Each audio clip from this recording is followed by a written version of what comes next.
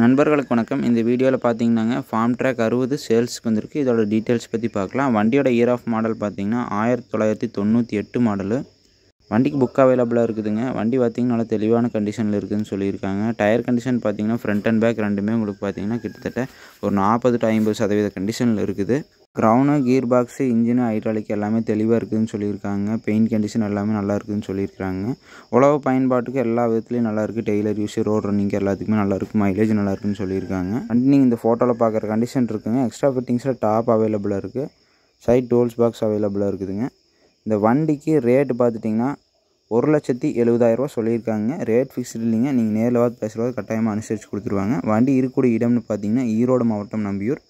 நேரடி விவசாயி தான். அவங்க கான்டாக்ட் நம்பர் டிஸ்கிரிப்ஷனில் இருக்குது. தேவைப்படுறவங்க கால் பண்ணி பேசிக்கங்க.